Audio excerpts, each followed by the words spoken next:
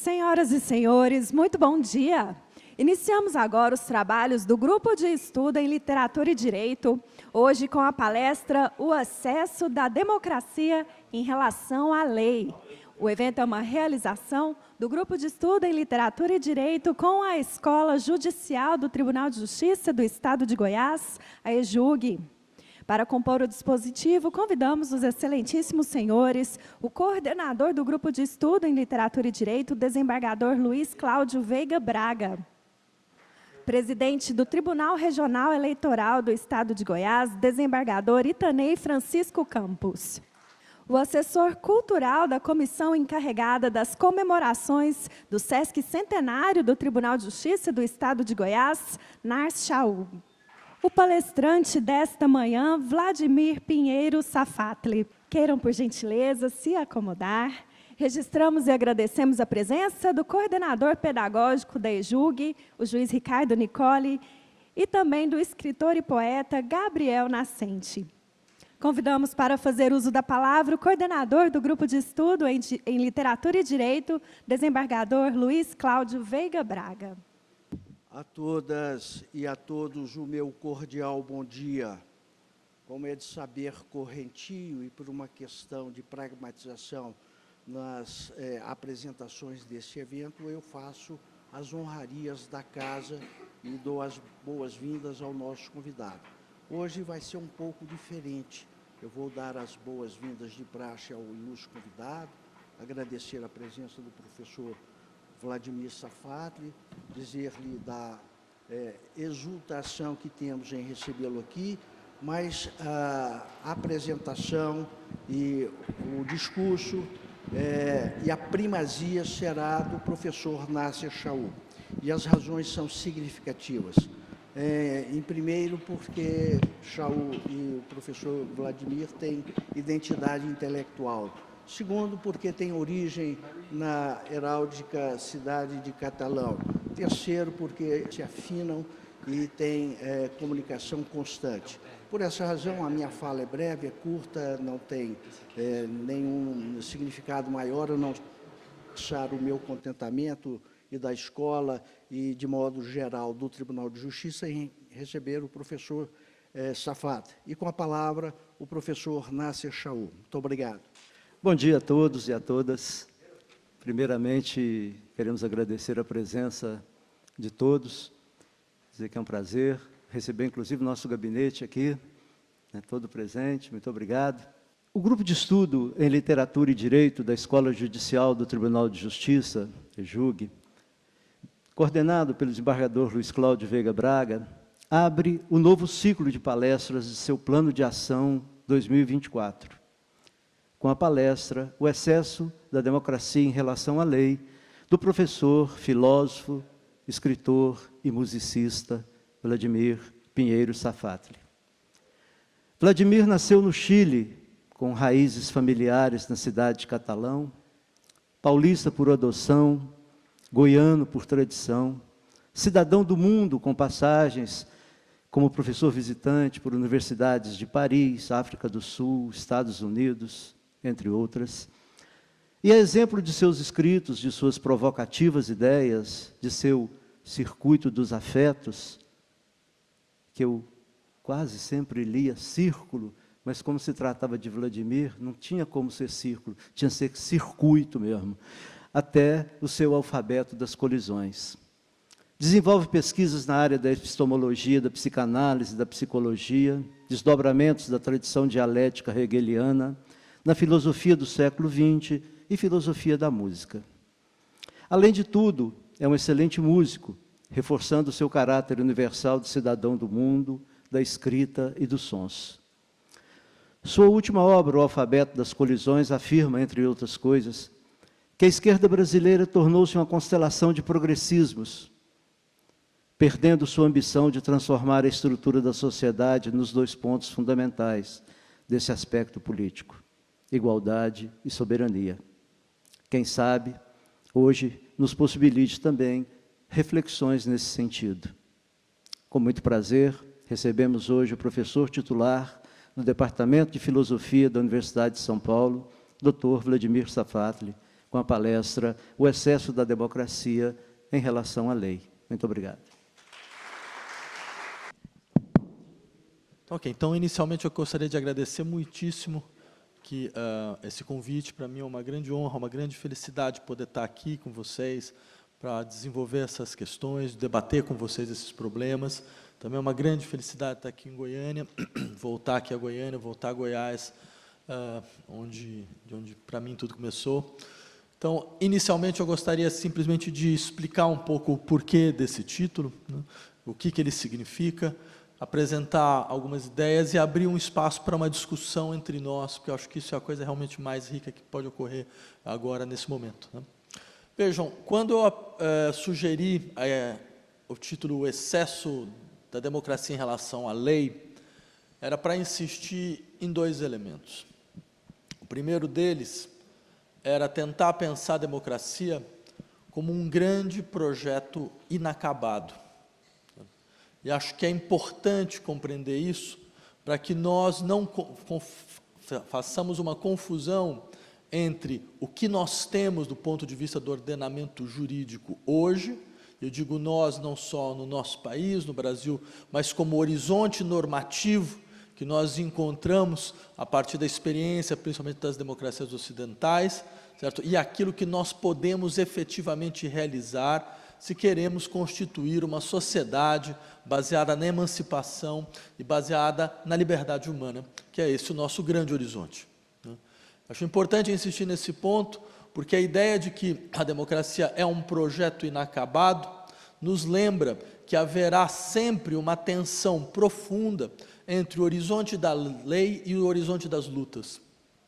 Entre o horizonte do estabelecimento das leis estabelecidas que organizam, então, as possibilidades dos conflitos sociais e a maneira efetiva com que esses conflitos se dão, a maneira efetiva com que essas lutas se organizam, quais são as suas estratégias, como elas tensionam a vida social.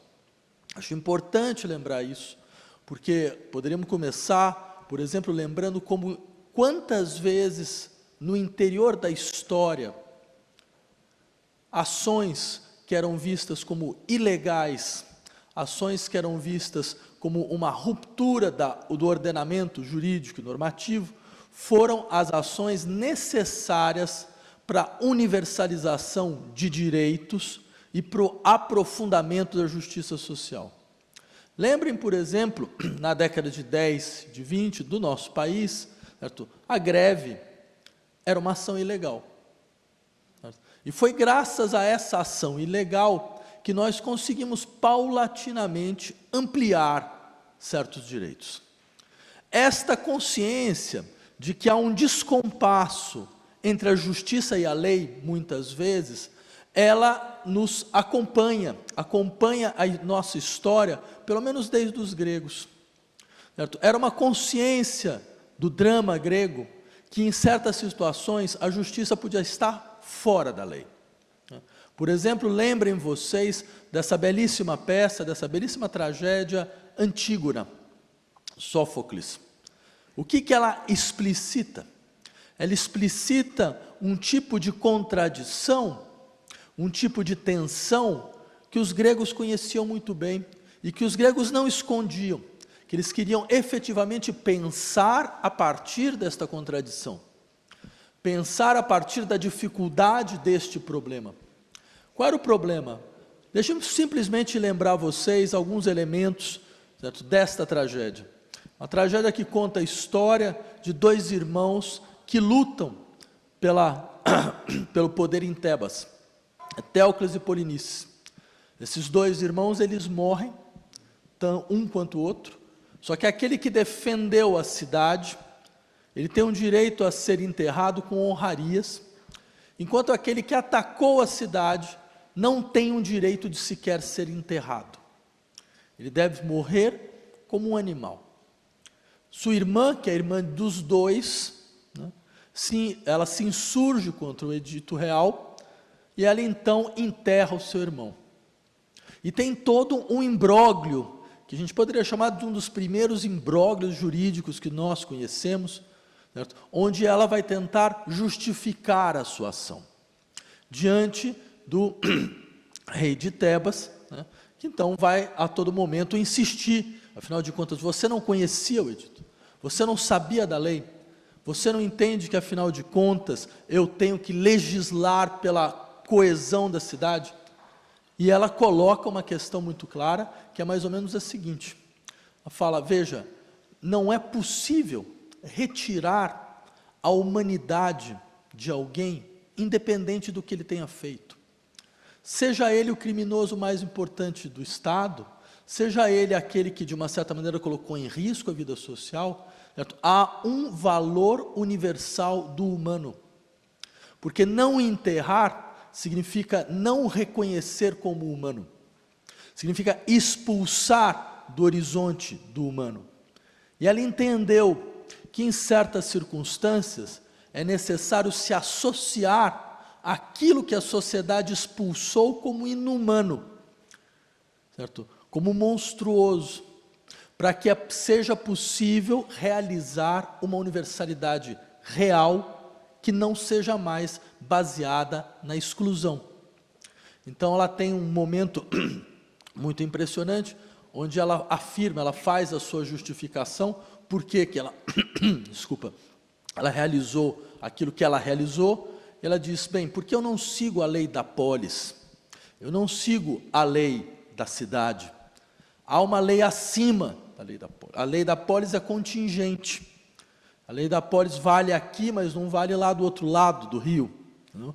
A lei da polis é resultado de um sistema de forças que nos é particular, certo? Que não necessariamente é universalizável. Eu sigo uma lei, que é uma lei divina, que não tem nem tempo, não tem nem origem. E essa lei divina dá à família a obrigação de velar pelo dever de memória. A possibilidade, então, de preservar a memória, independente do que o sujeito tenha ou não feito. Esta possibilidade de preservar a memória garante não só a humanidade do sujeito, garante a humanidade do vínculo social. Garante a humanidade da polis. Ela está a insistir. Um vínculo social que expulsa aquilo que ela não sabe como se relacionar para fora da humanidade, ele não tem como se preservar. E, de fato, a história da tragédia é a história da dissolução da cidade, da dissolução de Tebas. O que é interessante dentro desse nosso horizonte, né, dessa luta entre Antígono e Creonte, que é o nome do rei de Tebas? É como os gregos percebem uma dissociação possível entre a justiça e a lei. Entre a lei, tal como ela é constituída nesse exato momento, e a justiça. Quem fala em nome da justiça, então? Se não é a lei? Quem pode, que sujeito pode se contrapor à lei em nome da justiça? Vejam, eu insistiria, este é um problema extremamente importante, é um problema que exige a nossa reflexão, é um problema que a gente não pode, em hipótese alguma, ignorar, porque eu diria que este é um elemento constituinte dos nossos processos históricos. Situações nas quais grupos, situações nas quais indivíduos, situações nas quais populações insistem, afinal de contas, que a justiça não chega até elas. E que eles podem falar em nome da justiça, mesmo que seja contra a lei. Então, eu insistiria, a democracia é o único sistema de governo que nós conhecemos, que permite a compreensão ou permite a possibilidade da existência de um excesso da justiça em relação à lei. Ele é o único que aceita isso. Ou seja, a democracia é o único regime que, de uma certa forma, nós poderíamos mesmo dizer, é desconstrutível.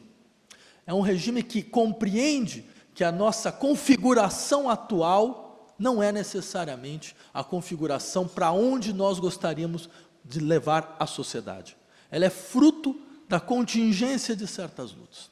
Então, ou seja, quando nós falamos, entre outras coisas, o nosso horizonte normativo é o Estado democrático de direito, tentando, de uma certa maneira, insistir na ideia de que a configuração atual das normas e das leis dá conta das dinâmicas instauradoras dos conflitos sociais, dá conta, entre outras coisas, de saber como fazer a mediação dos conflitos sociais, aquela coisa, eu posso questionar a lei, mas dentro do horizonte que a lei determina, e nós sabemos como muitas vezes é impossível fazer esta operação, muitas vezes é impossível fazer essa operação porque o horizonte que a lei determina para poder ouvir a sua própria crítica, muitas vezes impede que o elemento fundamental dessa crítica seja efetivamente escutado.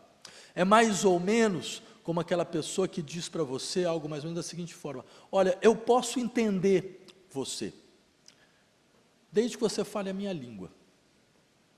Eu posso ouvir o que você tem a dizer, eu posso ouvir suas críticas, desde que você saiba conjugar a minha gramática, desde que você saiba falar da minha forma, do meu jeito. Eu insisto nesse ponto, porque nós sabemos muito bem, como muitas vezes as configurações do que nós chamamos de Estado Democrático de Direito são profundamente imperfeitas. Eu digo não só profundamente imperfeitas, são estruturalmente imperfeitas. Foram marcadas para serem imperfeitas. Por quê? Porque elas ressoam a história, o processo histórico das sociedades que os constituíram. E nós sabemos, afinal de contas, qual é a nossa história. E é importante lembrar disso, é importante lembrar dessa dimensão para que nós possamos fazer esse exercício absolutamente central, absolutamente fundamental para aqueles que realmente querem e efetivamente acreditam na necessidade de uma democracia por vir, que é o exercício de suspeita de si, suspeita das nossas próprias normas e das nossas próprias leis. Só a título, digamos, de organização dessa discussão, o que eu entendo por democracia por vir é um espaço no qual se realiza dois princípios fundamentais: igualdade radical, soberania popular. Não há nenhuma possibilidade de realizar, dar corpo, dar sentido a este valor central para nós, que é a democracia, se não existir igualdade radical e soberania popular. O que é a igualdade radical nesse contexto? Nossas formas de vida, elas são modos de relações sociais. Nós somos seres em relações, desde o início.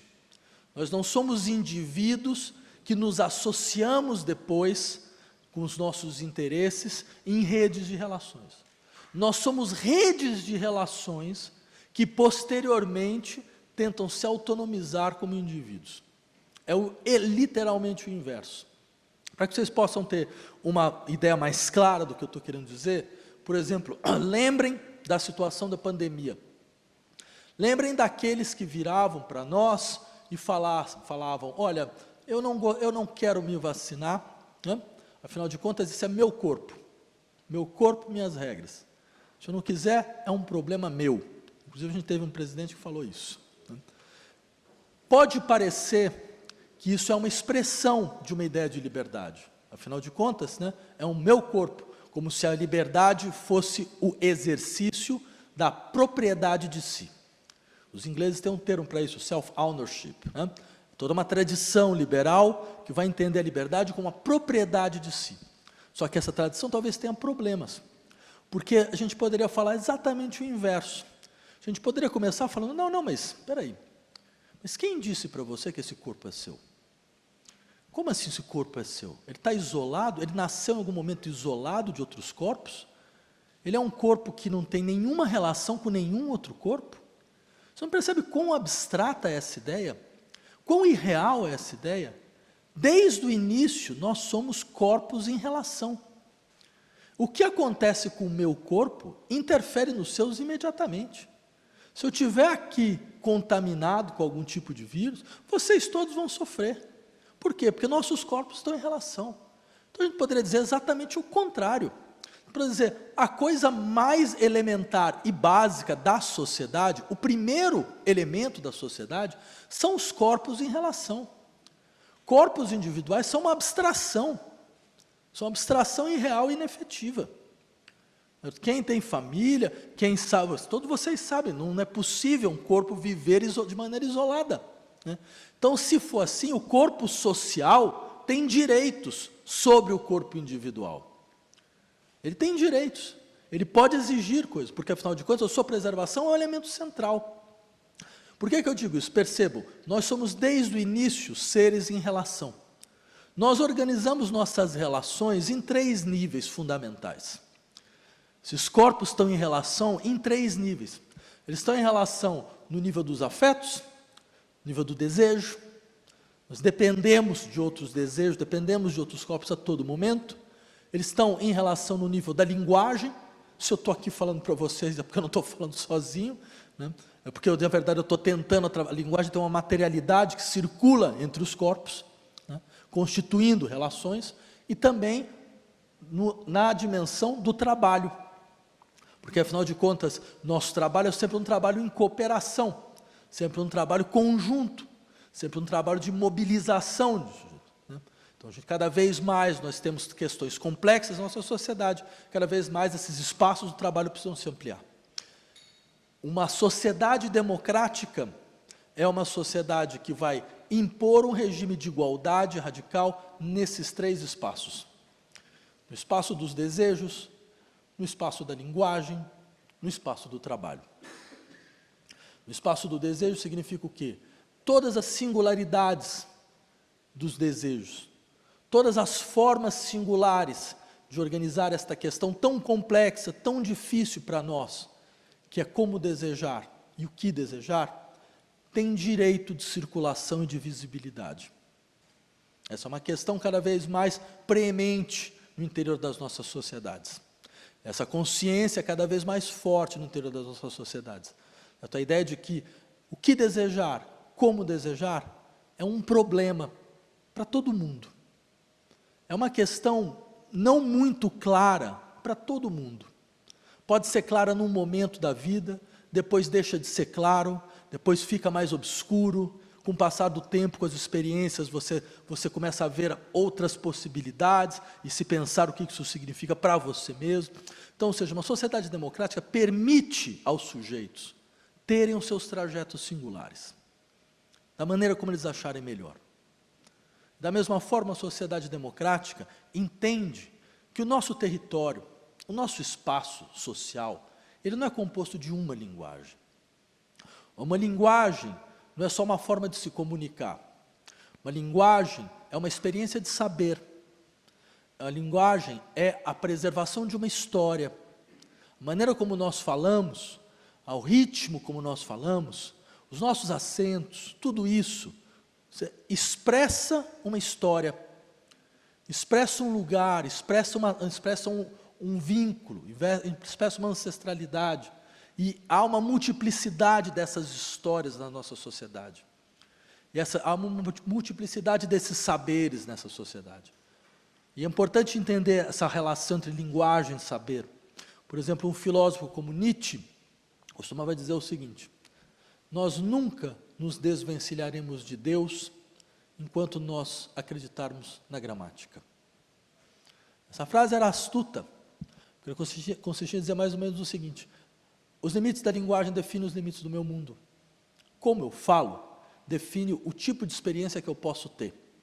Porque a gramática define, por exemplo, para todo predicado um sujeito, para todo efeito uma causa. Ela cria uma estrutura na qual eu vou me mover. Só que uma visão complexa da sociedade descobre que nós temos múltiplas linguagens nessa sociedade. Porque nós temos múltiplas histórias. Nós temos, nesse nosso território, nós tínhamos as linguagens ameríndias, que vinham com seus saberes, certo? Nós temos as linguagens constituídas pelas experiências populares. Então, todas elas têm que ter o direito de circulação e de reconhecimento. Isso é uma sociedade democrática.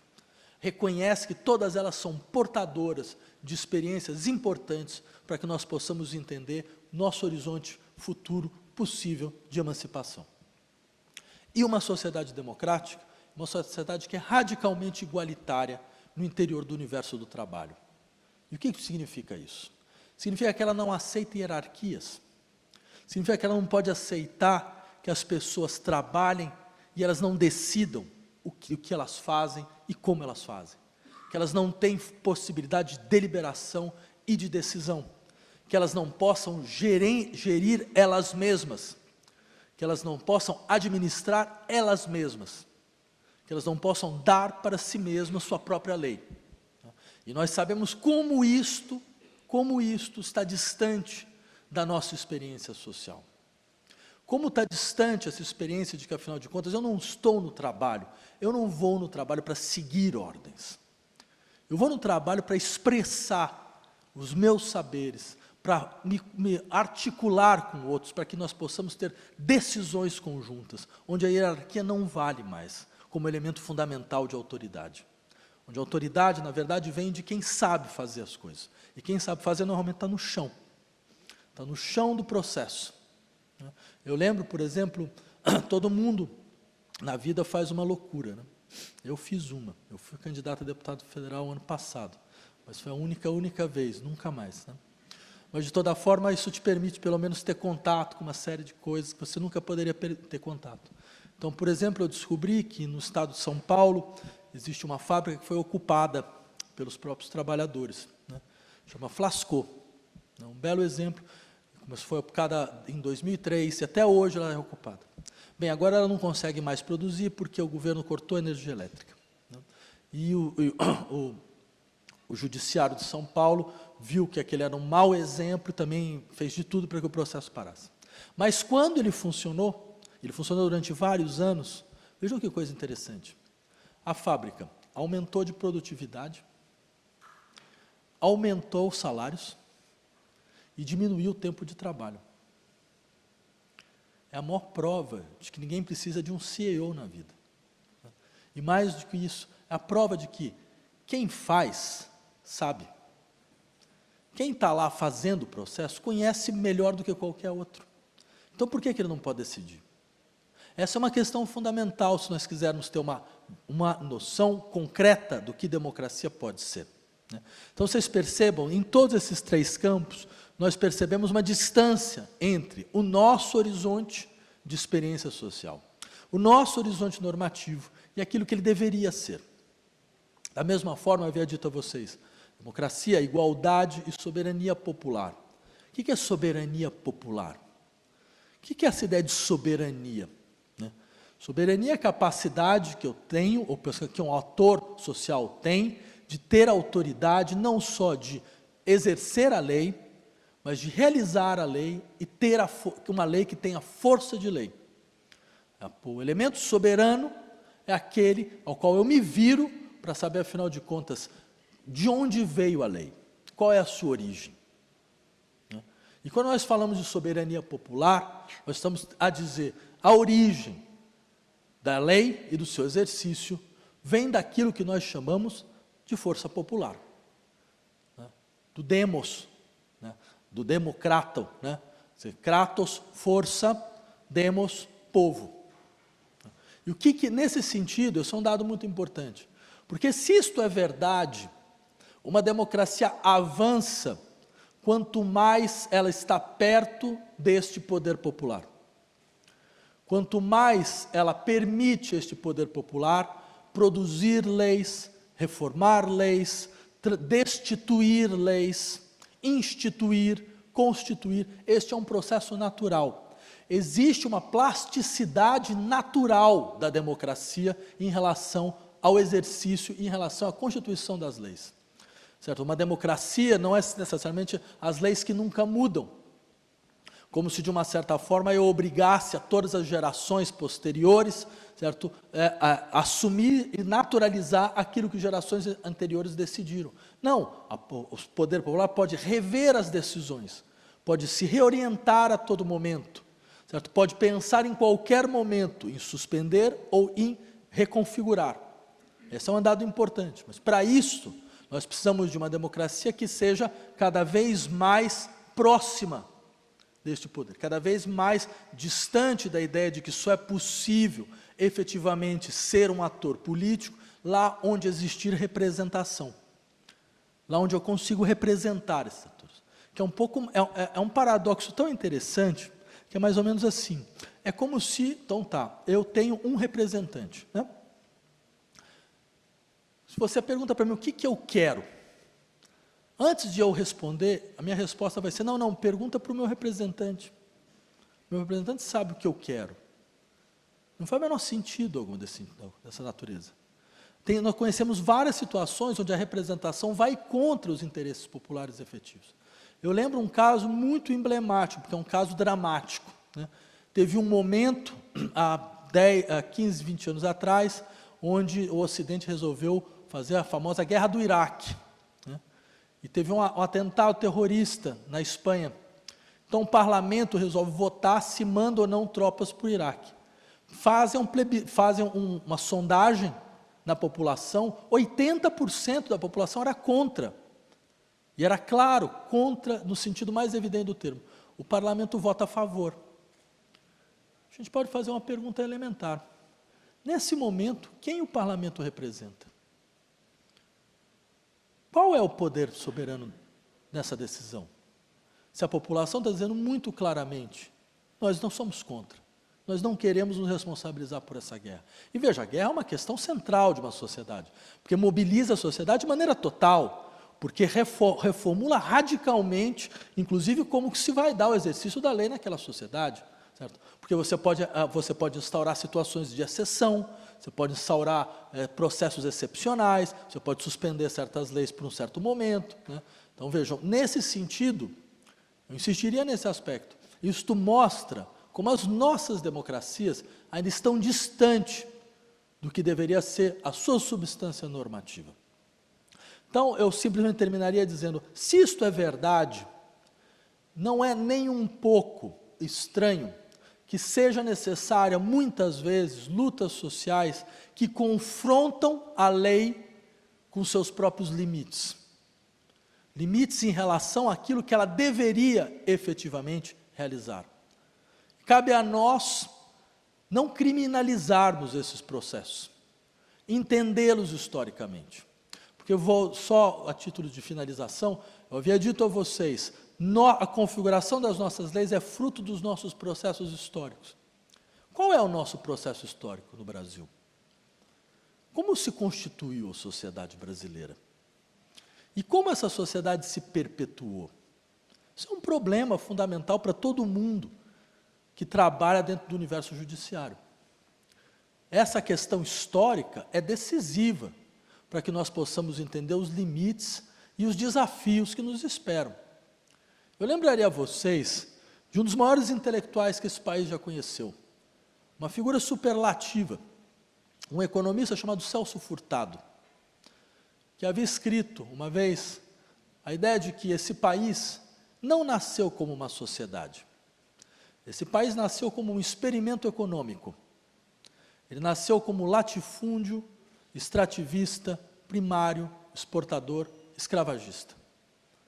Certo? Aqui, é sempre bom lembrar, nós recebemos 35% de todas as pessoas que foram escravizadas na África. É o maior comércio negreiro da história do globo, da história da galáxia. Esse é um elemento constituinte do nosso DNA. 35% de todas as pessoas escravizadas que vieram para as Américas, vieram para o Brasil. Para quê? Para trabalhar dentro de um processo, e foi esta a base fundamental da nossa colonização, que era a constituição do latifúndio primário exportador. O que isso significa? Significa que a nossa sociedade tem isso no seu DNA. Nossa sociedade se constituiu a partir disso até hoje, mesmo que este não seja mais, a célula fundamental do processo econômico, que há dúvidas, né? Mas vejam, e o que isso significa então que este DNA nos constitui? Uma sociedade escravagista é uma sociedade que faz uma distinção muito radical e muito clara entre dois tipos de sujeitos. Um desses tipos é reconhecido como pessoa. Então, ele tem direito a um estado protetor. Quando ele morre, tem dolo. Se ele morre de maneira violenta, tem luto e comoção. Ele é um sujeito. Outra classe de sujeitos, ele é uma pessoa. Outra classe de sujeitos cai à condição de coisa, cai à condição de objeto, de mercadoria. Então ele não tem direito a um Estado protetor. Ele tem direito a um Estado predador, que vai a todo momento assombrá-lo com a ideia da vida precária, da vida frágil, da vida que, se desaparecer, não vai ter dolo, não vai ter luto. Vai ser como você perde uma coisa, como perder uma coisa. É um pouco como nós vemos, por exemplo, quando vocês abrem um jornal, 53 pessoas mortas na última operação policial do estado de São Paulo, na Baixada Santista. 53 é um número, não é nada mais que um número. Quantas histórias a gente conhece dessas 53 pessoas? Nenhuma. Qual é o rosto dessas 53 pessoas? Ninguém viu. Quem elas são? Quem foi destruído pela morte dessas pessoas? Quem chora até hoje pela morte dessas pessoas? Ninguém sabe. Sabe por quê? Porque na sociedade brasileira isso é completamente indiferente. Isso não faz a menor diferença. Porque sempre foi assim. Porque nós nos fundamos desta forma. Se certas pessoas morrem, aí sim.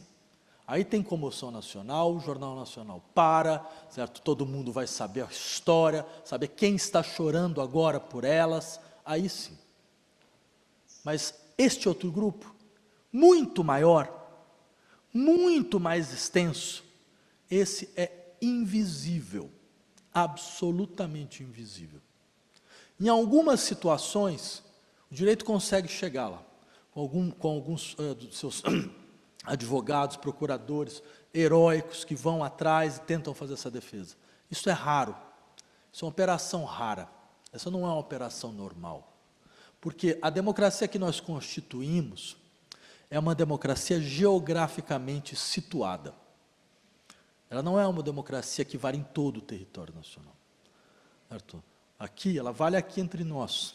Aqui, setor marista, setor aeroporto, se acontecer qualquer coisa, a gente sabe. Lá mais longe, 20 quilômetros daqui, a democracia acabou, não tem mais. É tudo opaco. É tudo opaco. A vida é frágil. A integridade pessoal é frágil. A possibilidade, a garantia que eu tenho de que a polícia nunca entrará na minha casa sem um mandato, absolutamente frágil. Então, ou seja, é importante a gente saber disso. Este é o horizonte que produziu as leis do nosso país. Então, é claro que este horizonte interfere na maneira como as leis se constituíram e se constituem, e são, mais do que se constituem, elas são aplicadas. Porque muitas vezes, você sabe muito bem, gente, pode ter leis extremamente justas, sua aplicação completamente distorcida. O Brasil é um país único nesse caso. Só terminaria nesse ponto, porque acho que isso alimenta a nossa suspeita. Né? O Brasil é o único país que eu conheço, eu posso estar enganado, se eu estiver enganado, me corrijam, por favor.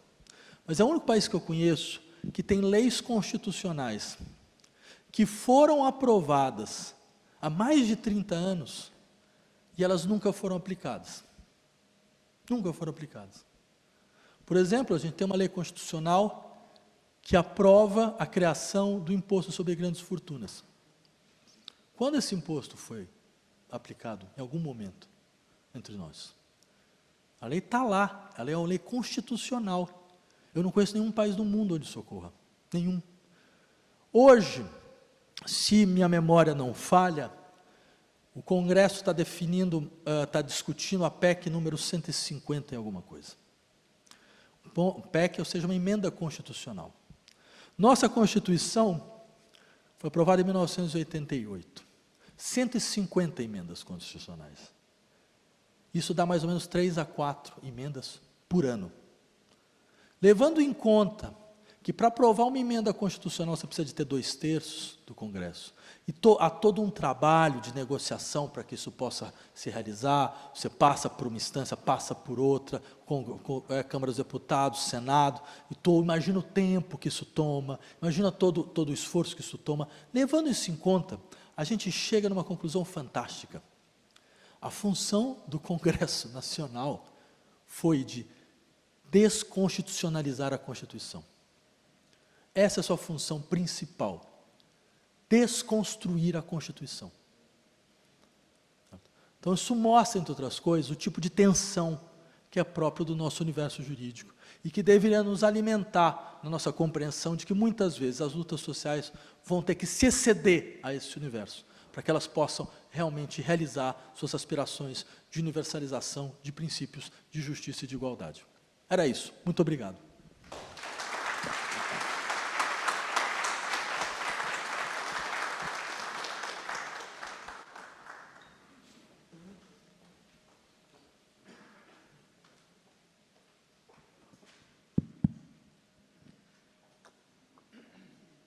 Eu não vou concorrer com o professor Safatli, fazendo uma conferência para debulhar elogios, mesmo porque o meu parco vocabulário não me permite, mas condenso num só verbete: brilhante, brilhante, brilhante.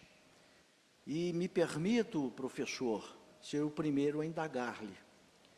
O senhor, de forma muito enfática, afirmou que o regime popular, democrático, é o único que permite o excesso na aplicação da lei.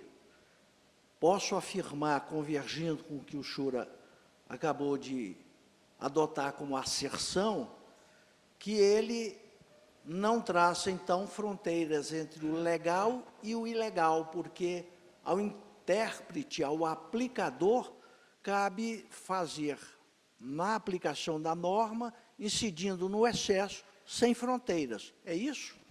Eu diria o seguinte: na verdade, há uma exigência de constituição de uma certa forma de sensibilidade jurídica, essa é a impressão que eu tenho. Ou seja, se espera-se, então, de todos aqueles que estão dentro desse processo de aplicação da lei e que tenham, então, uma consciência da necessidade de uma transformação estrutural da nossa sociedade em direção a uma situação realmente democrática, que eles tenham uma certa sensibilidade. Quer dizer, sensibilidade significa a capacidade que eu tenho de, na interpretação, poder trazer situações reais e concretas e lembrar o que essas situações reais e concretas realmente produziram, né? Por exemplo, eu posso dar um exemplo um pouco mais, digamos, mais tenso, né? Porque eu escrevi em defesa dele, né? Por exemplo, alguns anos atrás, alguns ativistas em São Paulo tacaram fogo em uma estátua do Borba Gato. Borba Gato, ele chegou até Goiás, então a gente conhece bem qual é a história dele, né? E por que eles fizeram isso? Por degradação de patrimônio? Pura e simples degradação de patrimônio? Certo? Não, por uma questão política fundamental. Eles queriam questionar por que existe nas nossas ruas monumentos que celebram processos contínuos de extermínio de populações ameríndias. A gente sabe o que é um bandeirante. Um bandeirante não é um prócer do progresso. Um bandeirante é um caçador de homens. Uma pessoa que era paga para caçar homens. Certo? E esta estátua não só era uma estátua que o celebrava, mas uma estátua que ainda fazia com que celebrava ele com um trabuco na mão. A gente pode sempre se perguntar, esse trabuco aqui, ele foi apontado contra quem na nossa história? Ele foi apontado contra o invasor estrangeiro? Ele foi apontado na defesa do território nacional? Ou ele foi apontado contra a própria população? Ele foi apontado contra os ameríndios? Ele foi apontado contra as pessoas escravizadas? E esse trabuco continua apontado? Essa história continua a se repetir ou não? Vejam, todas essas são questões políticas, que elas permitem uma discussão política. Uma ação espetacular como essa, ela tem que ser compreendida como uma ação política, e não como uma ação pura e simples de degradação de patrimônio. Por quê? Porque esta ação permite à sociedade, obriga a sociedade, coloca uma urgência na sociedade, a fazê-la pensar aquilo que ela não queria pensar. Pensar aquilo que ela faz de tudo para não pensar. Às vezes você precisa criar essa situação, para colocar diante das pessoas, falar, olha, mas tem um problema até hoje aqui. É necessário pensar sobre ele, né? Então, acho que numa situação como essa, cabe ao jurista levar em conta isso na sua interpretação. Entender que ele está diante de uma sociedade imperfeita. Entender que ele está diante de uma sociedade extremamente tensa, e levar isso em conta. Uma sociedade que procura realizar princípios de justiça que até agora ela não foi capaz de dar forma efetiva, né? Então, acho que nesse caso não é simplesmente falar, bem, suspendemos a distinção entre o legal e o ilegal, né? Eu acho que o fato de que eu faço apelo à possibilidade, à sensibilidade histórica social, para que eu possa interpretar uma ação, não significa simplesmente, a meu ver, uma indistinção entre legal e ilegal. Significa, não, levar em conta que, afinal de contas, a experiência da justiça, ela é interpretável. E é possível interpretá-la. E mais do que isso, é possível entender ações que podem ser ações ilegais como ações que exprimem esse processo.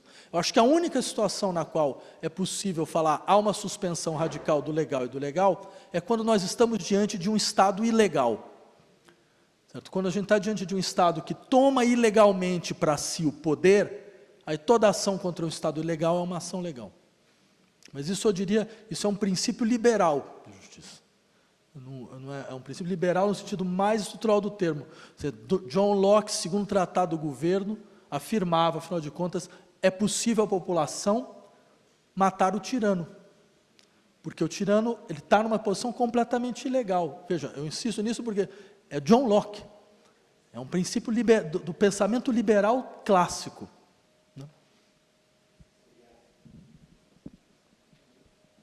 Doutor Vladimir, meus cumprimentos pela bela exposição, profunda, objetiva. Eu faria uma indagação, mais a título, na verdade, de ensejar a reflexão. Do seu ponto de vista, a emergência dessas forças de direita, digamos, esse pensamento tendente a contestar essas propostas mais liberais democráticas, até a criticar a própria democracia, é uma prova de que a democracia deu espaço para que novas forças emergissem, que a democracia se mostrou salutar, digamos assim, porque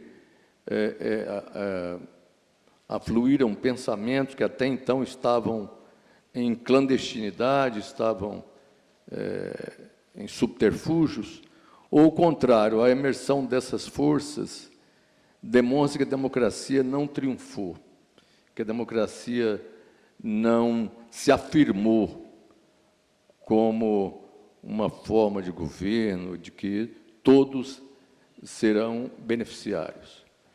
Foi positivo ou negativo a emergência dessas forças de direita? Tá. Não, muito obrigado pela pergunta.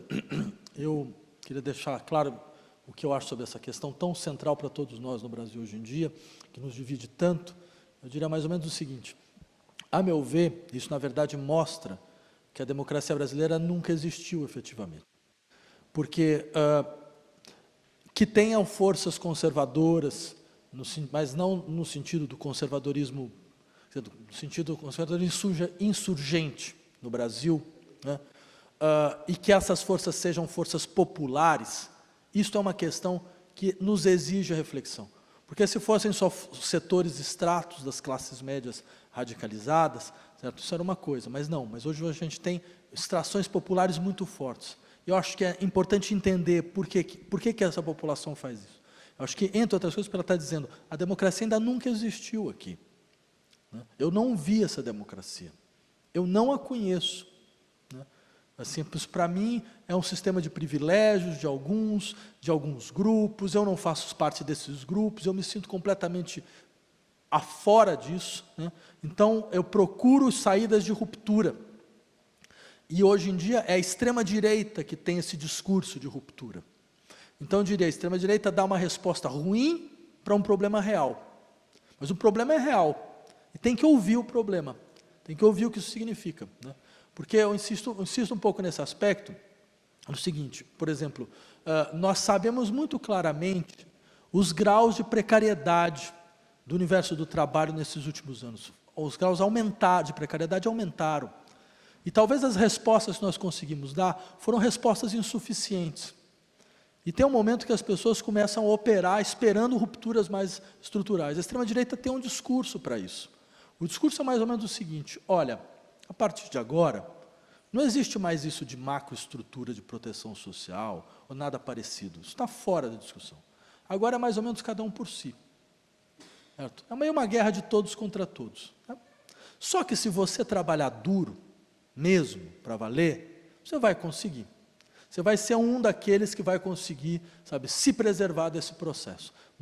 Tudo depende de você.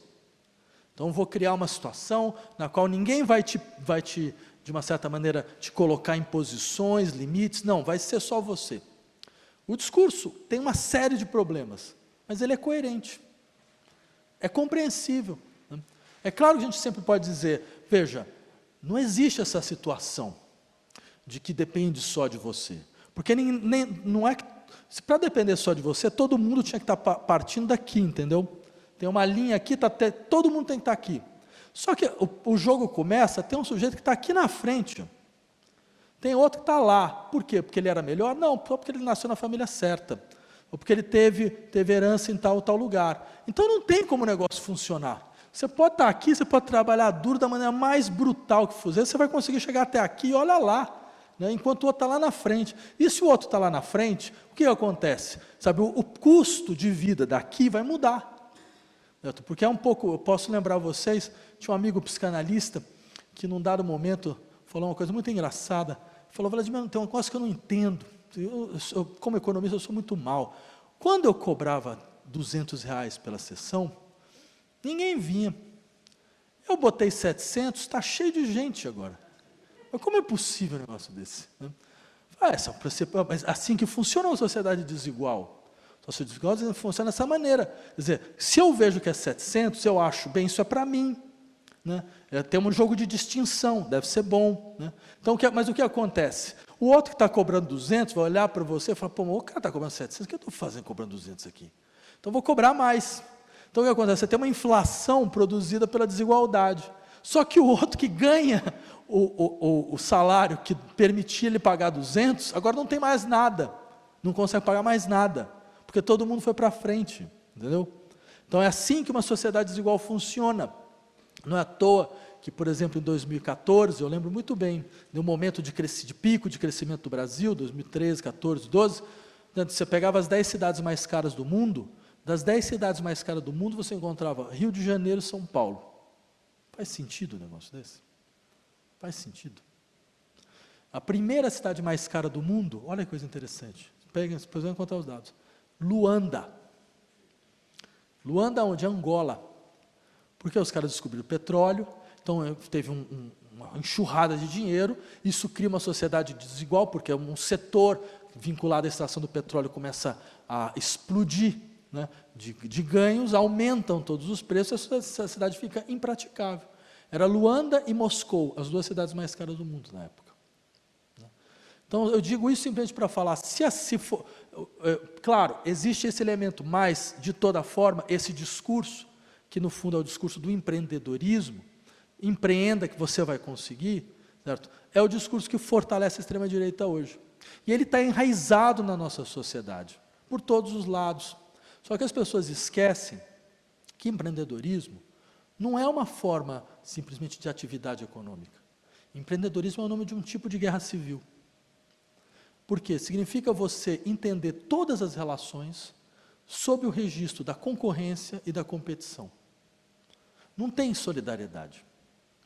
Não tem a solidariedade da comunidade, não tem nada disso. É cada um por si, não é? Então, assim, você é meu concorrente. Eu estou competindo com você. Eu posso até fingir que num dado momento a gente está em associação, mas é uma associação estratégica. Depois essa associação quebra. Né? Ou ela só vale enquanto ela for interessante financeiramente para mim. Então, você percebe, as relações elas tendem a se tornar relações estratégicas, relações instrumentais. A sociedade vai se constituindo a partir da internalização dessa lógica. Entre outras coisas, as pessoas se sentem brutalmente sozinhas, sem amparo algum. Resultado disso, uma sociedade como a brasileira, onde esse discurso prolifera de uma maneira absolutamente cancerígena, é a sociedade onde hoje nós temos o maior índice de transtorno de ansiedade do mundo. 9,7% da população brasileira foi diagnosticada com transtorno de ansiedade. É a segunda sociedade com maior índice de depressão do mundo. 13,5% da população brasileira foi diagnosticada com transtornos depressivos. Só nessa brincadeira foi quase um quarto da população brasileira. Você acha que por quê? Porque a gente tem algum tipo de má formação psíquica? Porque é um problema individual desses quase 24% dos nossos cidadãos e cidadãs? Ou porque tem alguma coisa muito errada na nossa sociedade? E essas pessoas estão sofrendo esses erros, essas contradições. E talvez seja um dos elementos, claro, tem vários, mas um dos elementos certamente é esse. Uma sociedade que implodiu todas as suas relações de solidariedade. E ela jogou nas costas dos indivíduos, certo, o fracasso ou o sucesso das suas vidas. E é claro, isso faz com que você se quebre na primeira oportunidade, de uma maneira brutal. Então você vai ter que lidar com um problema de saúde mental que deixa de ser um problema individual e vira um profundo problema social. Claro que as pessoas não fazem essa articulação ainda, elas vão fazer, né? Mas isso mostra, entre outras coisas, como esse tipo de discurso é um discurso que não nos leva a lugar algum, muito pelo contrário, nos leva simplesmente a uma brutalização cada vez mais forte dos nossos vínculos sociais. E para terminar a resposta à sua pergunta, eu acho que o Brasil ainda tem um problema suplementar, e aí eu gostaria de usar um termo que muitas vezes ele é usado de forma retórica, mas no fundo eu acho que ele é um termo que tem que ser usado de forma analítica no caso brasileiro. O Brasil tem uma história, que é uma história onde você tem um eixo fundamental do fascismo nacional. Se vocês pegarem nos anos 30, o Brasil foi o país que teve o maior partido fascista fora da Europa. Era a Ação Integralista Nacional. 1.200.000 membros, só nos anos 30. Todo mundo aqui, eu incluso, todo mundo aqui, se procurar na sua família, vai achar pelo menos um integralista. Pelo menos um. Por isso eu sugiro que ninguém faça a sua árvore genealógica, né? Para não encontrar o que não quer, né? Ou seja, isso significa que este elemento é constituinte da nossa história. Ele não é um desvio. Ele é um tipo de elemento que, assim, que acompanhou a nossa história. Se a gente pega a ditadura militar, pega, por exemplo, o momento em que a ditadura militar ela faz a linha dura da ditadura militar assume a frente. Quando Pedro Aleixo, que era vice-presidente, não pode assumir, e você coloca, então, uma junta militar. A junta militar, 3 militares. Dos 3 militares, 2 eram integralistas. 2. Márcio Meira, Augusto Rademacher. Que mostra uma articulação entre os dois, né? Há pouco tempo atrás, a gente tinha um presidente da República que assinava suas cartas à nação, Deus, Pátria e Família. Esse é um logo, esse é logo do integralismo, né? Do fascismo nacional. E não só do fascismo nacional. Este dito, Deus, Pátria e Família, está em grupos fascistas, todos os países ibéricos, né? Então isso mostra um elemento que nós devemos pensar a esse respeito, de maneira profunda, né? O que isso realmente significa. E não é à toa que é um país como o Brasil, que é um país que é marcado não só pela violência social, mas pela obrigação de indiferença em relação à violência. Só para vocês verem, um dos elementos, a gente falou da violência social, queria lembrar da violência do desenvolvimento brasileiro em relação ao meio ambiente, que é uma violência que está colocando o mundo inteiro em risco. O Brasil hoje é o maior país de devastação ecológica do mundo. Há 3 anos atrás, a gente estava queimando 18 árvores por segundo. Eu lembraria, por exemplo, na época da ditadura militar, quando eles estavam abrindo a Transamazônica, tinha uma propaganda, todo mundo pode encontrar isso na internet, né? Camargo Correia, todo mundo sabe quem é Camargo Correia, né? Camargo Correia, então, a propaganda é mais ou menos assim, da floresta amazônica, tinha uma linha cortada, que a princípio era para onde devia passar a Transamazônica, que nunca existiu, no final das contas, né? Nunca se realizou por completo, e aí tinha um teaser, um título, que era: para unir os brasileiros, nós estamos vencendo o inferno verde. Inferno verde, a floresta amazônica. aquilo pelo qual a nossa vida depende, é o inferno verde. Por quê? Porque isso é o desenvolvimento nacional. É transformar o que é o meio ambiente como um entrave ao progresso, ao desenvolvimento, é um mal, é aquilo que nos tira de nós mesmos, que não nos permite sermos nós mesmos, realizarmos aquilo que nós queremos, é criarmos nosso padrão de abundância e de riqueza. Então, é claro, um país como esse, marcado por esse tipo de história, ele naturaliza processos de violência por todos os lados. Ontem, o Congresso Nacional aprovou uma PEC que endurece radicalmente o porte e o uso de drogas. Ela é extremamente radical.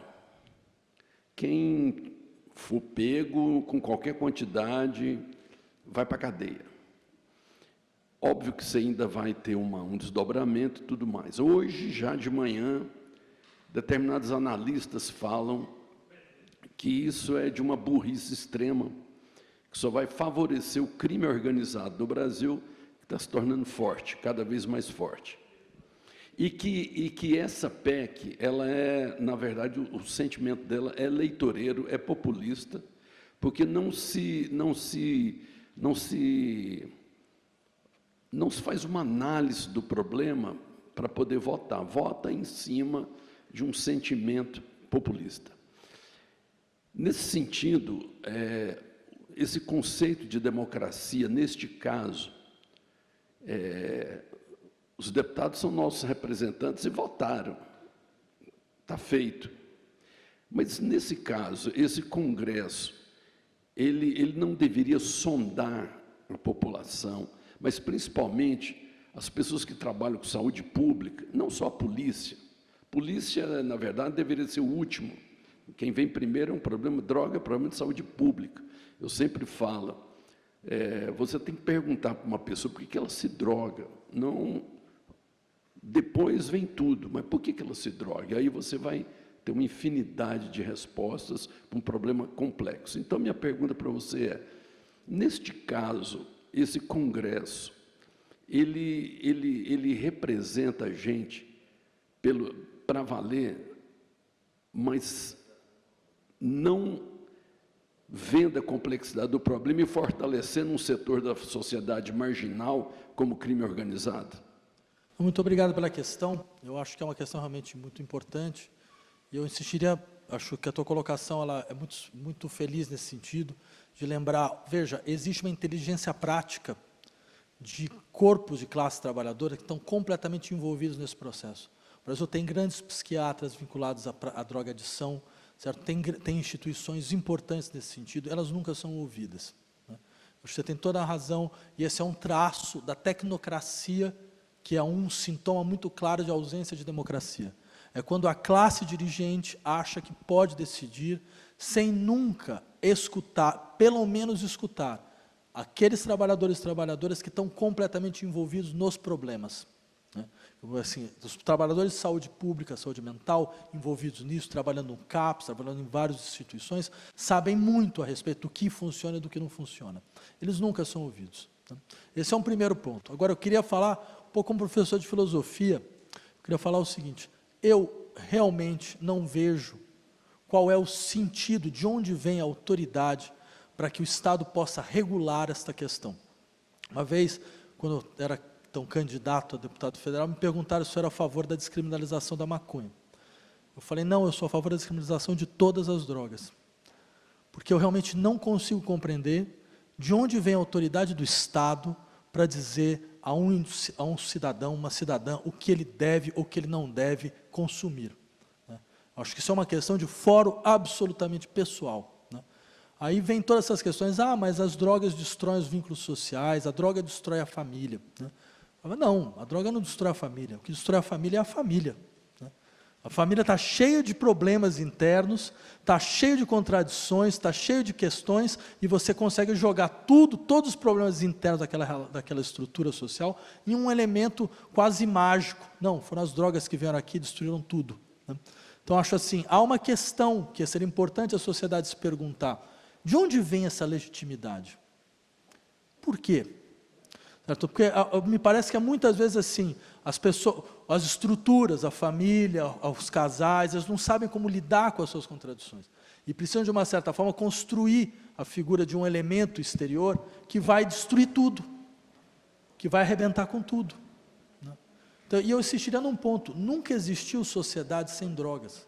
Não tem nenhum caso histórico, em 11 mil anos de vida agregada nessa terra, não tem um caso onde você possa encontrar uma sociedade sem drogas. Então, essa é uma questão interessante. De onde veio, então, essa ideia de que algo como isso possa funcionar? Não seria muito mais inteligente, a partir do momento que você descriminaliza, a partir do momento que você joga para a decisão individual esse tipo de decisão? É muito interessante. E tem dados sobre isso. Como esses processos, em larga medida, eles caem.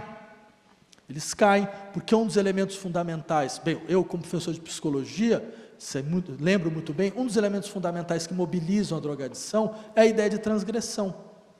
Você está num espaço que vai ser um espaço de transgressão social. O que acontece quando você tira a dimensão de transgressão desse processo? Muitos dos casos, você faz com que as pessoas saiam rapidamente disso. Porque você tira um elemento fundamental da justificativa. Eu acho assim, esse tipo de debate deveria ser um tipo de debate feito no interior da sociedade, certo? Com calma, sim, entre vários profissionais, em vários espaços, porque todos nós sentimos algum tipo de questão quando essa questão vem. Porque todo mundo tem um caso na família, todo mundo tem uma situação difícil que passou, então todo mundo quer poder pensar sobre isso, trazer suas experiências. No entanto, o processo é tão antidemocrático que você não permite à sociedade criar esses fóruns. Você não permite à sociedade falar, então vamos aproveitar esse espaço aqui, então vamos abrir um espaço, botar pessoas que são a favor, pessoas que são contra, pessoas que já tiveram experiências em várias situações, para que a opinião pública possa formar sua visão em um espaço de argumentação mais amplo, mas não é isso que ocorre. Então é sempre essa mobilização dramática. Não, nós estamos em uma guerra, essa guerra vai destruir a sociedade brasileira, certo? Nós estamos em uma guerra onde nossas fronteiras são completamente porosas, então estão entrando por todos os lados, se não for agora, nossas crianças, e começa todo esse jogo de ansiedade, esse jogo de angústia que tem uma função só: impedir as pessoas de pensarem. Impedir as pessoas de pensarem, de escutarem, de usar o seu tempo, tomarem suas decisões de forma racional. Esta é a única função. E é claro que isso é tomar a vida social no seu pior momento.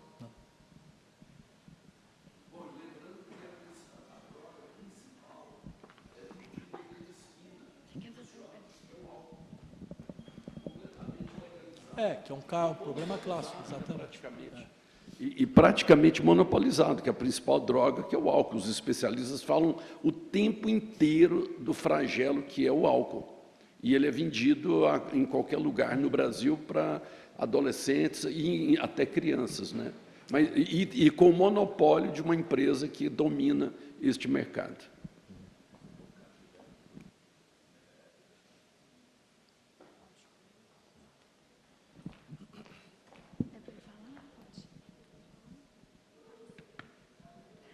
Bom dia, doutor, tudo bem? Bom dia a todos. É uma honra poder falar com o senhor aqui hoje, nessa oportunidade.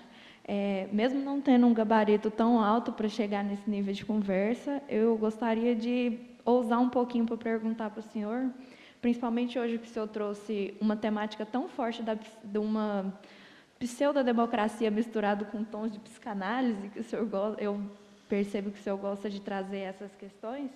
Eu queria só ter uma noção melhor de como que o senhor vê aquela interpretação que o senhor tem sobre a morte, tanto da parte da esquerda, quando a falta dela se apresentando com força dentro desses problemas sociais, com a queda daquele próprio empreendimento do empreendedor periférico, que o senhor fala que falha.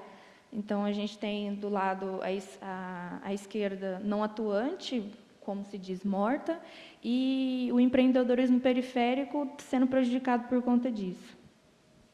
Obrigado pela pergunta. Acho que essa sua pergunta ela só me faz lembrar como como é importante a gente lembrar que um jornalista nunca pode ser seu amigo, né?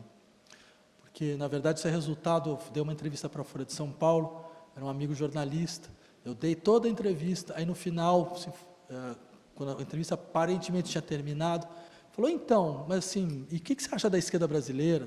Acho que a esquerda morreu, acho que a extrema-direita é o elemento mais forte da sociedade. Bem, ele vai e bota tudo isso no título, né? Eu falei, nossa, agora acabou com a minha vida. Mas, de toda maneira, eu acredito nisso mesmo, por isso eu nunca discuti, nunca questionei. Eu acredito nisso pelo seguinte, primeiro porque é importante entender o que morte significa nesse contexto, né? Porque há poucos dias atrás eu estava na Universidade de São Paulo, alguém vira para mim, do nada, fala, olha, eu não morri. Eu falo, bem, sim, logo, né? Eu falo, não, eu não morri. Eu falo, que bom, né? Eu falo, não, mas assim, eu estou lutando, a gente está lutando nos territórios, tal. Eu entendi. Eu falei, não, gente, mas não era nada disso que eu queria dizer, né? Eu quero dizer o seguinte, primeiro, morre-se várias vezes em uma vida, né? A morte não é uma coisa que vem só no fim. A morte, às vezes, é a única condição da vida continuar. A única condição para que você consiga reorientar a sua vida é você admitir naquele momento, não, eu morri. Assim, ou seja, não tem como continuar como a gente continuou até agora. Há uma necessidade de um término radical de alguma história para que alguma outra coisa possa começar. E é importante, quando isso acontece, dar o tempo do luto. Permitir, sabe, não essa coisa desesperada, não, mas temos uma luta aqui, temos uma eleição. Não, vamos entender como é que a gente chegou nesse ponto. O que aconteceu, para não ficar repetindo constantemente o mesmo tipo de erro, o mesmo tipo de situação, né? E eu insisto nisso pelo seguinte, porque você lembrou, só para pegar um ponto que você trouxe, né? Por exemplo, eu estava discutindo com vocês o que significa o discurso do empreendedorismo social, né?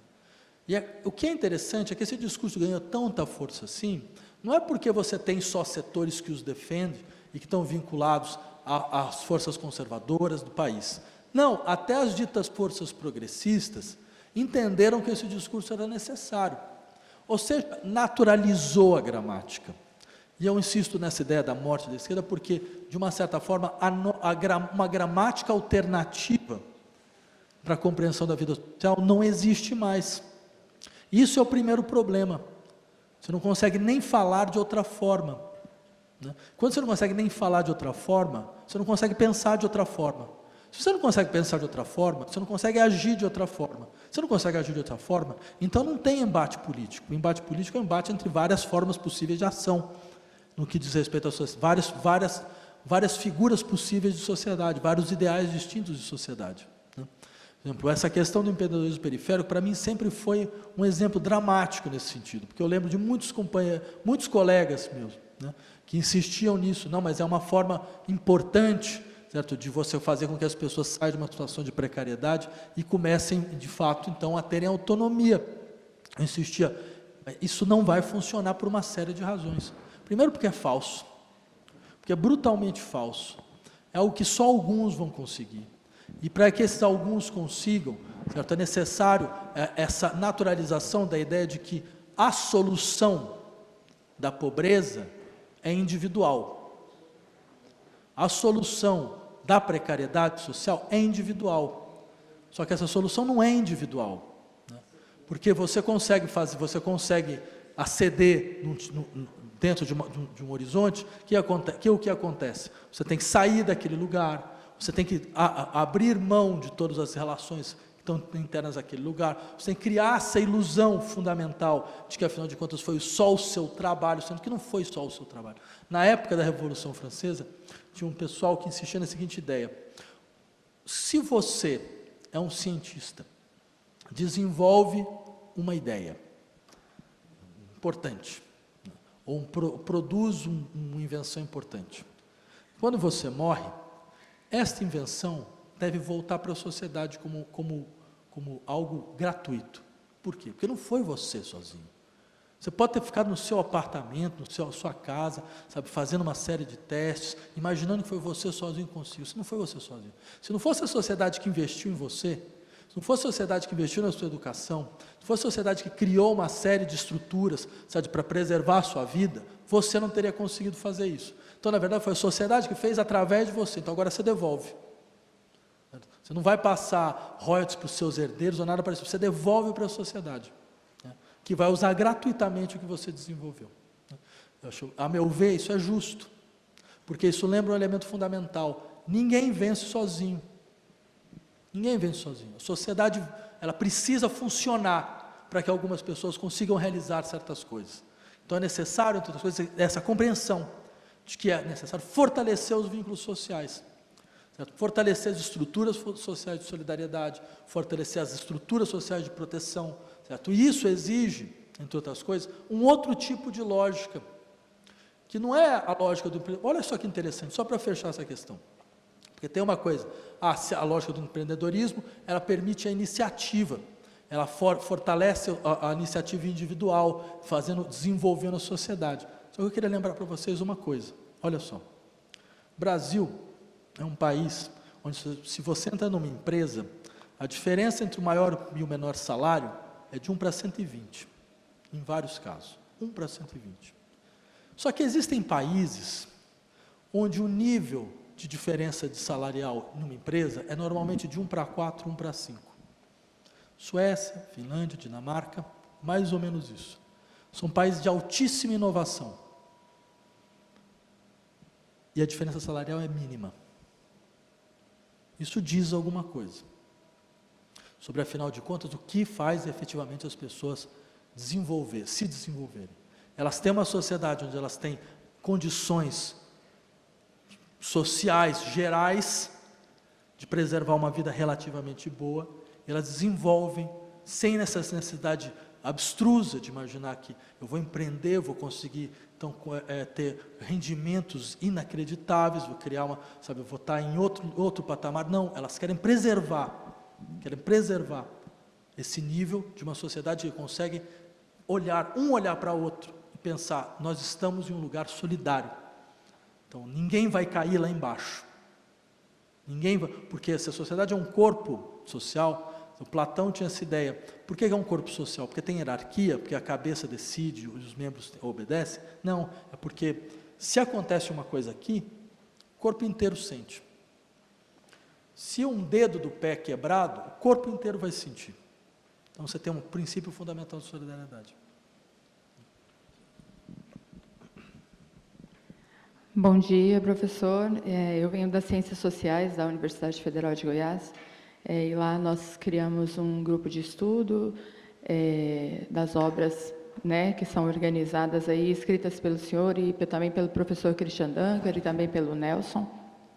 E aí eu queria ouvir do senhor o seguinte, no livro O Neoliberalismo como Gestão do Adoecimento Psíquico, explora a interseção entre o neoliberalismo, saúde mental e como isso funciona dentro da democracia e desse excesso em relação à lei. Obrigada.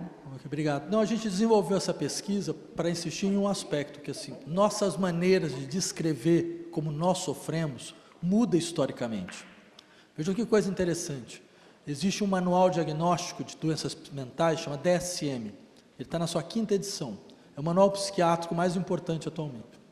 Na primeira edição do DSM, existiam 128 categorias clínicas, 128 modos de adoecimento. Na última edição, tem 525. Ou seja, em mais ou menos 50 anos, que é o que vai da primeira edição à última, quase mais de 400 categorias clínicas foram, entre aspas, descobertas. Veja, não há nenhum caso na história da ciência, desde o fim da era glacial, que você tenha 50 categorias descobertas. 400 categorias descobertas em 50 anos. Imagina 400 categorias descobertas na tabela periódica. Vocês percebem? Isso é uma coisa completamente aberrante. É uma aberração epistêmica completa. Tem alguma coisa absolutamente nova acontecendo. Quer dizer, ou de fato, há 50 anos atrás todo mundo era completamente nécio e ninguém percebia o sofrimento onde não existia, o que eu acho muito difícil, Porque só para vocês lembrarem uma coisa, é um dado interessante. Os primeiros antidepressivos foram feitos a partir da síntese da cloropromazina, né, nos anos 50. Quando a indústria farmacêutica resolveu comercializar, ela teve várias dúvidas, e todos os estudos estão disponíveis aí hoje. Por quê? Porque ela tinha medo de que não existia mercado. Vocês estão entendendo o que eu estou dizendo? Não existia mercado para a depressão há 50 anos atrás. Hoje é o transtorno que mais mundialmente aparece dentro dos programas de saúde, não só mental. Isso mostra alguma coisa importante. De duas, uma vez. Hoje a gente não tinha nenhuma capacidade de entender o que é sofrimento. Durante mais de séculos as pessoas não sabiam do que elas sofriam, né? Ou efetivamente mudou radicalmente nossa forma de intervir nos corpos e nos sujeitos, nos desejos das pessoas. Porque, claro, essas categorias são tecnologias de intervenção, permitem você intervir sobre certos aspectos da vida das pessoas. E aí uma questão interessante, por que essas intervenções mudaram? Por que elas foram tão presentes, tão claramente, sabe, presentes dentro da nossa sociedade? Por que cada vez mais, então, a experiência do sofrimento e do adoecimento, ela precisa não só ser descrita, catalogada, ela precisa ser digamos assim, todo mundo, de uma certa forma, essa que é a tendência, acaba com um diagnóstico na mão. Por quê? Entre outras coisas, eu insistiria, há uma relação profunda entre valores como saúde e doença, normalidade e patologia, e outros valores da vida social. Por exemplo, vamos pegar alguns valores que são importantes da nossa determinação de saúde. Normalmente a gente utiliza equilíbrio, proporção, controle, rendimento, performance. Olha que interessante, equilíbrio não é um valor clínico, equilíbrio é um valor estético. Proporção também é um valor estético. Controle não é um valor clínico, é um valor político. Rendimento, performance, não são valores clínicos, são valores econômicos. Então, de uma certa forma, você percebe, nosso saber clínico depende de valores que são exteriores, que vêm de outros campos dos saberes. Então, se esses valores mudam, vai mudar alguma coisa naquilo que a gente define como saúde e doença. Certo? Se esses valores eles se transformam, vai alguma coisa no nosso campo do que a gente define. Nossa forma de sofrer vai mudar. Nossa maneira de descrever nosso sofrimento vai mudar. Nossas expectativas de intervenção em relação ao seu sofrimento vai mudar. Porque o que vai acontecer, esse sofrimento vai começar a ser visto como patológico, essa mudança de sofrimento e patologia vai acontecer. Né? Porque a gente conhece sofrimentos que não são patológicos. Por exemplo, o luto, até segunda ordem, não é um sofrimento, não é patológico.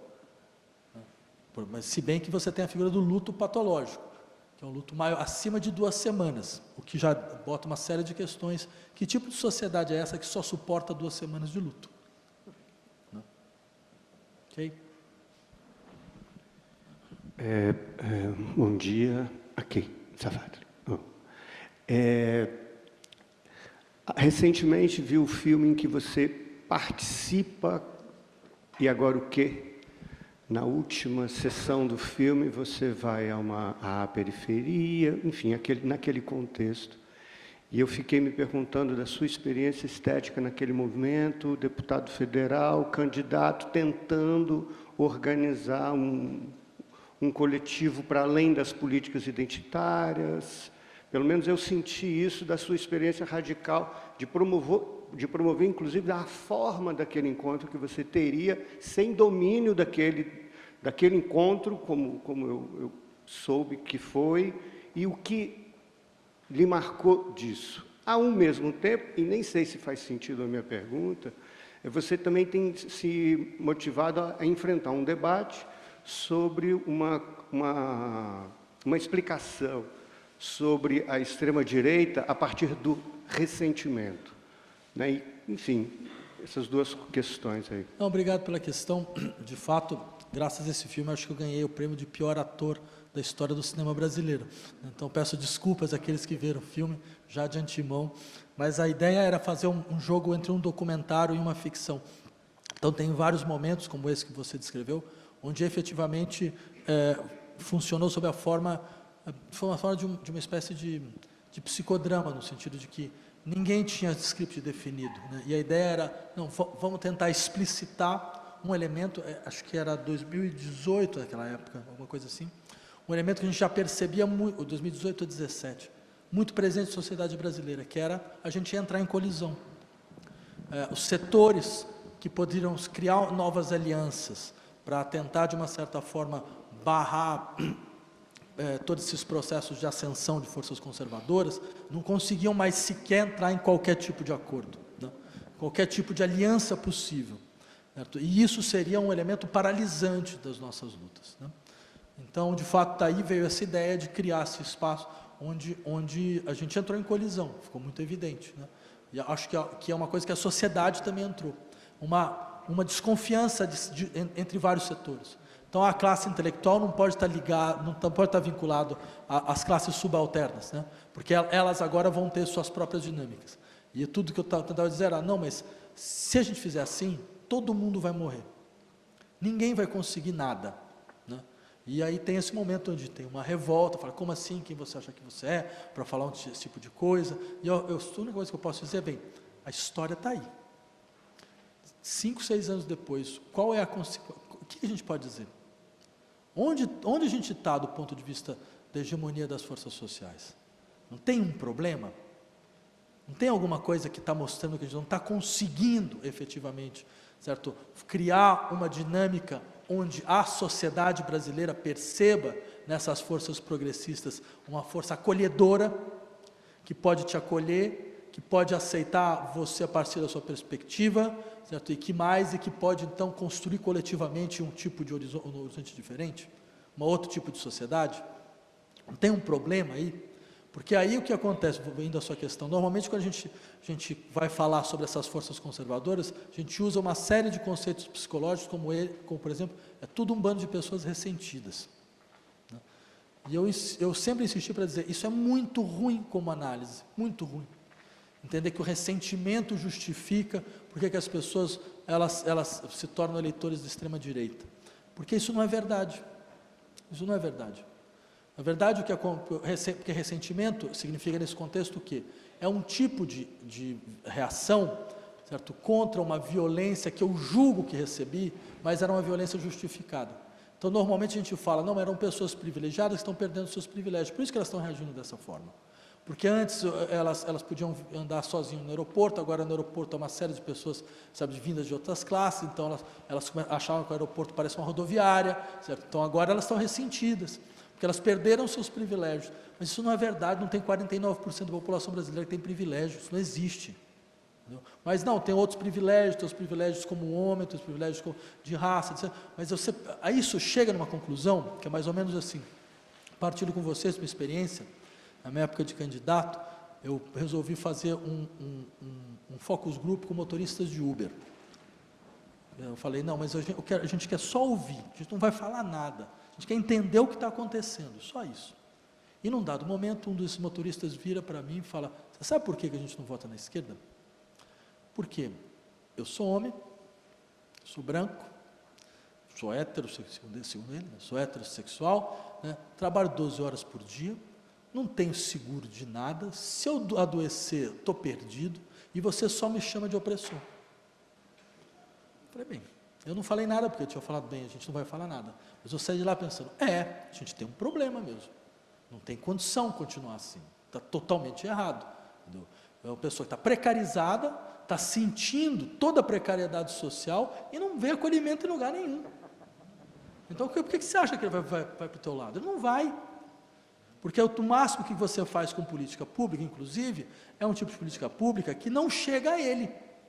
E agora você me desculpa, isso realmente aconteceu. Né? A gente acabou de aprovar uma PL de aplicativo que é uma catástrofe social. É uma catástrofe social. É uma vergonha. Qualquer governo de direita teria aprovado uma coisa parecida. Certo? Isso mostra uma coisa seríssima. Não há reflexão sobre os desafios do mundo do trabalho vindo do nosso lado. E mais, não é só uma questão de reflexão. Você não pode prometer para as pessoas uma coisa e realizar outra coisa. Não tem condição uma coisa dessa. Por mais que as coisas sejam difíceis, você tem que continuar mostrando às pessoas, eu vou lutar, posso perder, mas eu vou lutar, eu vou preservar a linha de direção. Por quê? Eu posso perder a luta agora, mas vou ganhar daqui a 2, 3 anos. Vou ganhar daqui a 5 anos. Que nem, por exemplo, as feministas argentinas fizeram isso. Elas queriam defender o aborto. Foram, apresentaram um projeto no Congresso Nacional, perderam. Sabiam que iam perder, elas sabiam fazer conta, né? Então, mas o que aconteceu? Ao apresentar, ela obrigaram a sociedade a discutir, a entender que tinha uma outra alternativa. E assim, com esse processo, você acumula força. 3 anos depois, apresentaram um projeto muito parecido e passou. Então, é isso que a gente precisa fazer. Só que o que a gente faz é uma coisa completamente diferente. Né? A gente fala, não tem espaço, vamos tentar negociar, aparece com umas coisas que são assim, é uma vergonha, melhor não ter. É literalmente melhor não ter. Né? Então, ou seja, isso diz uma coisa muito clara. Essas pessoas que estão indo para a extrema-direita, elas estão percebendo uma coisa, nós não temos boas respostas para elas, para as necessidades delas.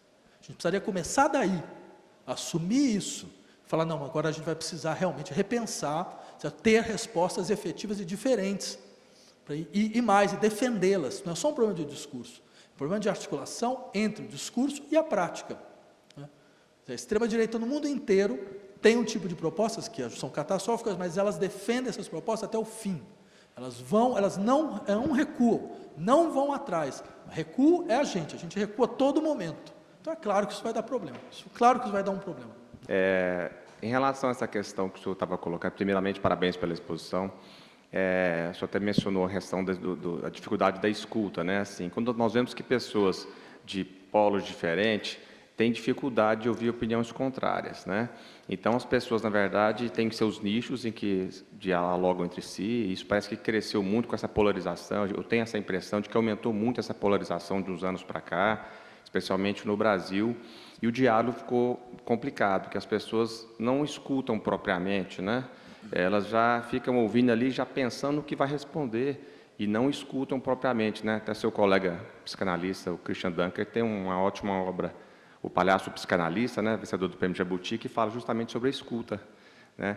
O senhor é otimista quanto a isso? O senhor acha que no futuro próximo, nos 10, 20 anos, existe alguma chance no Brasil aumentar, ampliar a possibilidade de diálogo, ou nós vamos continuar debatendo em pequenos nichos, até direcionados pelos algoritmos das redes sociais, né? As pessoas ficam sempre mais do mesmo. Existe alguma possibilidade de um diálogo efetivo?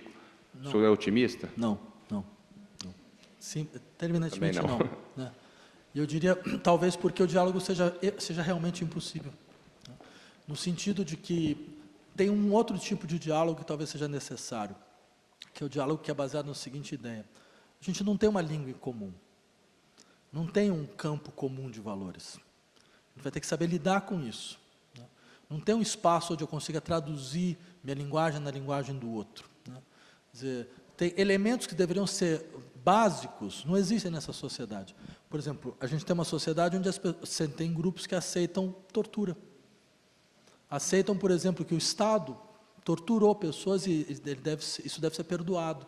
Bem, eu não sei o que é dialogar com essas pessoas. Porque aí eu acho que é uma questão de outra natureza. Né? Então, assim, aí vem um outro desafio, como criar um tipo de espaço onde não haverá efetivamente diálogo. Né? Eu sei que é mais complicado, mas eu acho que é mais realista. Ok. Vladimir, então queremos agradecer imensamente a socialização do seu saber, da sua cultura, nessa palestra. Parabenizar o grupo de estudo em Literatura e Direito, coordenado pelo desembargador Luiz Cláudio, a Escola Judicial do Tribunal de Justiça. Agradecer imensamente a presença de todos, em especial aqui do desembargador Wilson Safato Fayad, dando ar da graça aqui com a gente. Muito obrigado. E contamos com vocês com toda a perspectiva de possibilidades para o dia 10 de junho, com uma palestra do imortal agora, Ailton Krenak. E para setembro, uma palestra sobre as mulheres guerreiras ao longo da história, com a professora doutora Mary Del Priori. Então, nosso muito obrigado. Muito obrigado, Vladimir, mais uma vez.